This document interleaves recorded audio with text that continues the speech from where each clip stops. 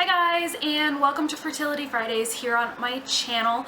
And today I'm going to do something similar to what I did on Military Mondays. I'm going to talk about abbreviations, some common terms that are used within the fertility community. Most of these that I'm going to talk about are used on message boards and when you're talking to others who are trying to conceive and things like that. So let's get started. I'm doing these in alphabetical order, so we're going to go from A to Z with all of these. The first one is AF. This stands for Aunt Flo. It's a term that is used for your period, when you're on your period, things like that. And the next one is BTT. That's your basal body temperature. And that is when you take your temperature right away in the morning before you move, before you get up, before you do anything, before you even open your eyes. It's going to be at the same time every morning as soon as you wake up. BD, that stands for baby dance. And a lot of people use this rather than saying sex.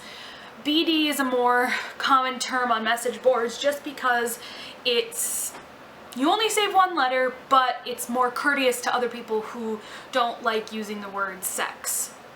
Now the next two are they're not interchangeable, but they work together. There's BFN, which is big fat negative, and BFP, which is a big fat positive. And they just mean a big fat negative is when you get a negative pregnancy test, and a BFP is when you get a positive pregnancy test.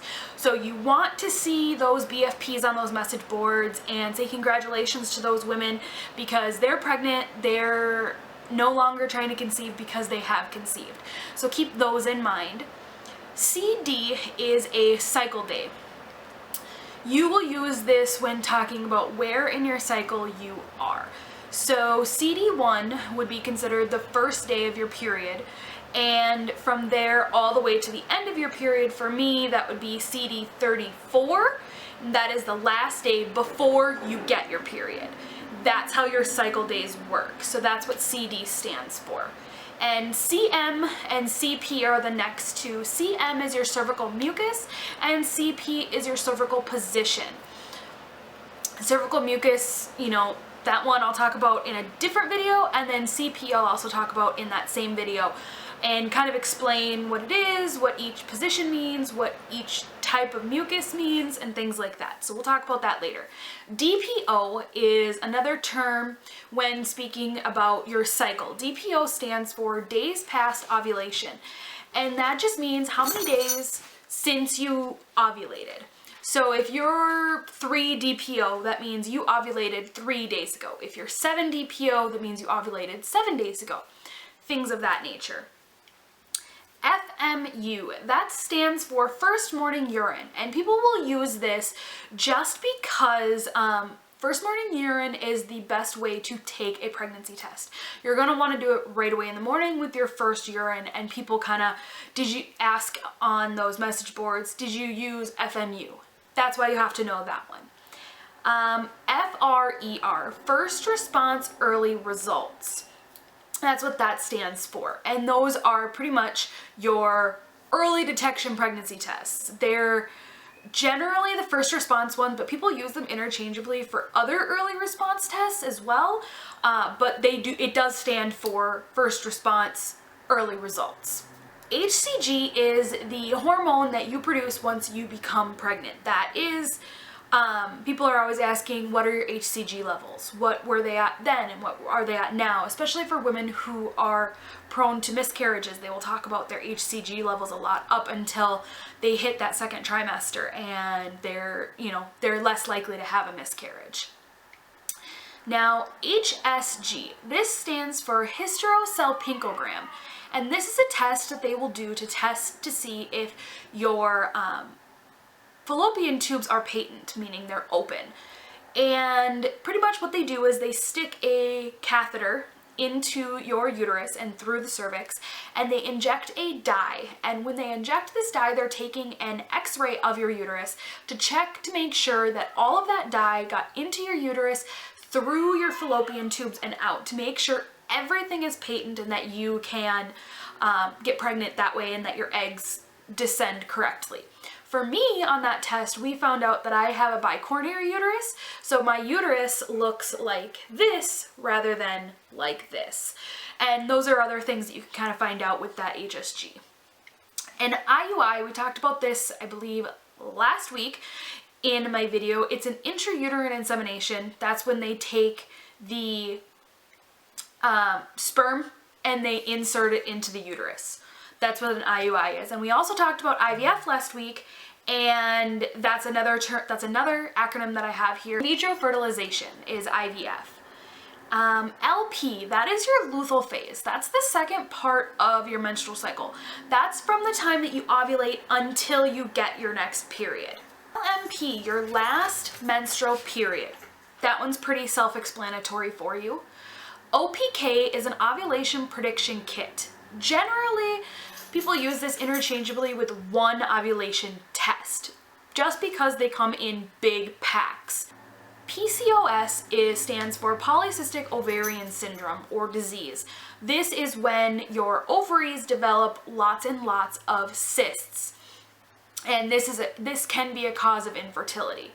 Some people use this one, and I don't see it a whole lot, but PG stands for pregnant. Like I said, I don't see it a lot, and I'm on a lot of message boards and a lot of Facebook groups and things like that, and I've never seen that one used. People just spell out pregnant. I would say just because people like to see the word pregnant when they're talking about it, rather than just seeing an acronym for it. POAS. You'll see this one a lot. People say that they're POAS addicts, and POAS stands for pee on a stick. Pretty much when you take a pregnancy test, me myself, I was for a while a POAS addict, where I would constantly pee on ovulation tests and pregnancy tests, and after a while, seeing that negative just got too much for me, so I decided no more taking tests unless there's a very, very high probability that it'll be positive. The next one would be an RE. You'll see this one a lot with infertility sufferers, and they talk about going to see their RE. And an RE is a reproductive endocrinologist. They specialize in infertility, and they specialize in getting you pregnant is pretty much what they do, and that's what an RE stands for. Only a few more here, but the next one is SA. This stands for semen analysis. That is a test that they will do on the husband to check their sperm counts, motility, mobility, morphology, things like that. And I'll talk about that in another video as well, a little bit more about the SA and what each of those terms mean. An SHG is a sonohysterogram. This is when they take that catheter, the same one that they used for the HSG, and they take it and they insert it into your uterus, and they insert saline into your uterus, and while there's saline in your uterus, they also take an ultrasound. And this, they're going to be checking for endometriosis. They're also going to be checking for how thick your uterine lining is. They're going to be checking the size of your ovaries. Things like that is what they're going to kind of see in that ultrasound. TTC stands for trying to conceive. That one's a pretty easy one, and everyone uses it. They're always TTCing or something of that nature when they're asking a question, when you're on a message board. That's probably what you're gonna see even the name of the group is. I'm in one that's called TTCing #1 infertility, and I'm in that group because, you know, we deal with infertility and we are on our first child.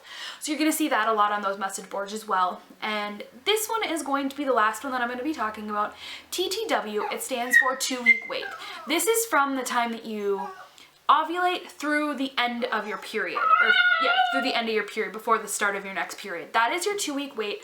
That's the time where everyone kind of freaks out and they're like, well, this is a symptom, that's a symptom, things like that. So that's all I have for you today. So if you have any terms or acronyms that you think others should know, comment below. If you have any comments or questions, also comment below. If you like this video, give it a big thumbs up. If you haven't already, hit the subscribe button. And as always, my social media links are in the description box below. Bye guys.